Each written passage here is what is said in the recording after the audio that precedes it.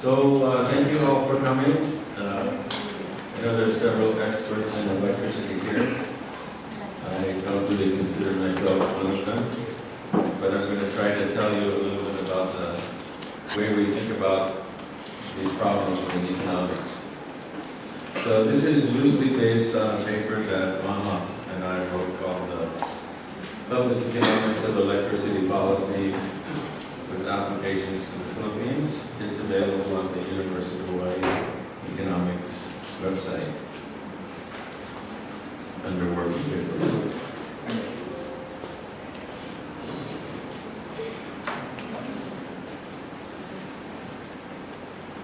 So I'd like to start by saying, what are we after here? The Philippine Constitution provides a good guideline, and I take this as meaning that the overarching objective of government in the Philippines, which is actually the same as the US, is to promote the general welfare, sometimes promote the common good. In economics, we conceptualize this according to this famous diagram, which is maybe the most important graph in economics, which is why it's called the first fundamental theorem of welfare economics. So, I think you've all heard about supply and demand. This is based on the only one principle in economics you have to know. It's the Nike principle. Just do it, except we add, until marginal benefit equals marginal cost. So for a consumer, usually we assume the marginal benefit of consuming more and more is declining. And if the consumer is facing the marginal cost to him is the price, he simply consumes more and more going down the marginal benefit curve until marginal benefit equals marginal cost. Likewise for the producer, keeps producing more and more until the marginal benefit, which is the price received, equals the marginal cost of production. There's only one point where those two things are consistent. That's called the equilibrium. And so we have the equilibrium price and quantity as shown. And coincidentally, and not so coincidentally, this maximizes social welfare, which is the area to the left of the equilibrium quantity below the marginal benefit curve and above the marginal cost curve. So that's that triangle.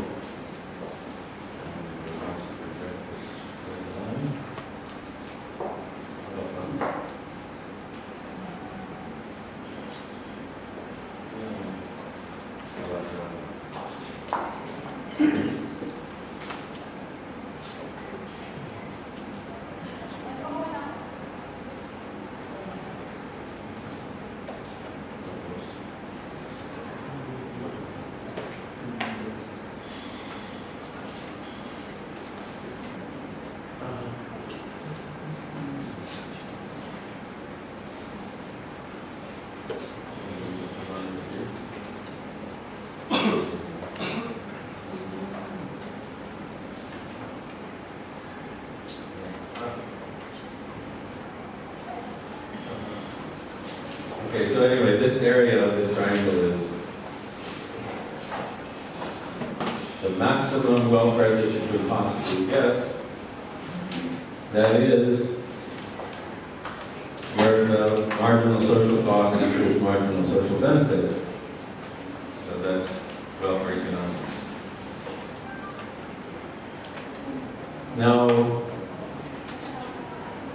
there's some special conditions for that to work.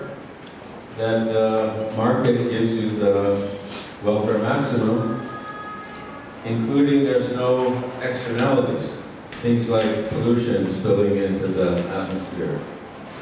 So that leads to Pagu's depiction of market failure and market correction. So the problem here is, as we see, the equilibrium is at QE, but the optimum is at Q star, but that can be corrected by, maybe not corrected by that, by shifting the supply curve up by means of imposing a tax. That's just a new cost to the producer, shifts the supply up, and lo and behold, the equilibrium is now at the outcome. So that's the paradigm of market correction. What if we apply this to electricity?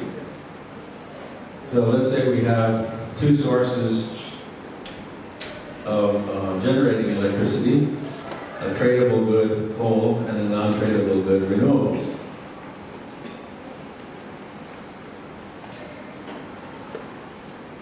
And let's further assume, which is a simplification of course, that coal generates negative health effects, so its marginal social cost is above the marginal private cost. And so we want to be where marginal benefit, a man curve, intersects the, too many things, intersects the marginal social cost curve.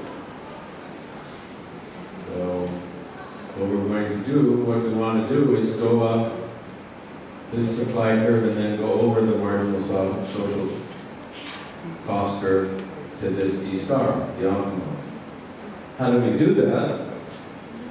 We simply put on a tax again, just like we did before, except this time there's two sources in the picture instead of just one of which is polluting. So we tax the polluting one, we don't tax the other one. And now the market reaches the efficient solution. So this brings us to an interesting conversation that happened last Thursday between Viking and Raul Favelia. We didn't quite get to resolve the whole thing, but here's my 2 cents on the matter. So what if we have CO2, a greenhouse gas, is a global public good? How do we handle our global public bad? How do we handle public goods and public bads in economics? We have this solution concept called the Lindell equilibrium. So every emitting country has this marginal benefit of emissions, which is just the reverse of the abatement costs that you're saving. If I don't have to abate, I can produce more electricity with the same cost. So every country has their marginal benefit curve. To get the global marginal benefit curve, we simply add those up horizontally. So that's what that little horizontal line means. But the econ students don't do this in public. This is just a convention we use in Hawaii for horizontal summation. Now, everybody, the CO2 is sitting around in the atmosphere, and all countries experience the effect of the same CO2. That's why we call it a public bad. So in that case, we take the marginal damage curve of each country and we add them up vertically. And we get this global efficient solution, which may tell us that the optimal price, the optimal carbon tax, would be $40 per ton of CO2.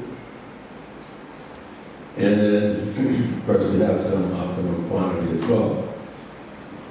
Now, the question comes up, what should you do lacking a strong binding global agreement, such as Paris.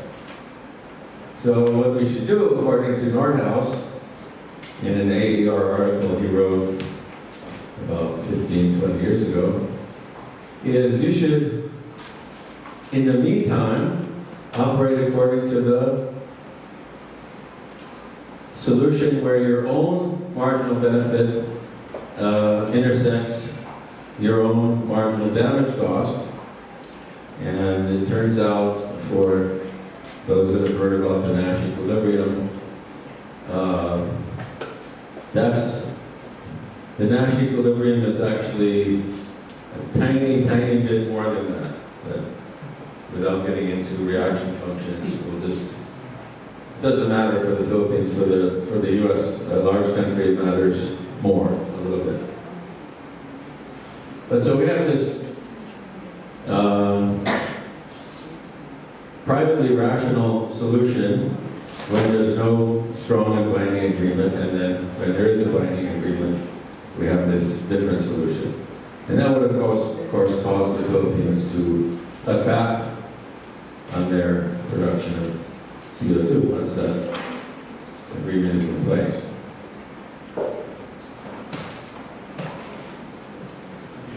A lot of times in policy discussions, it sounds like there's many objectives.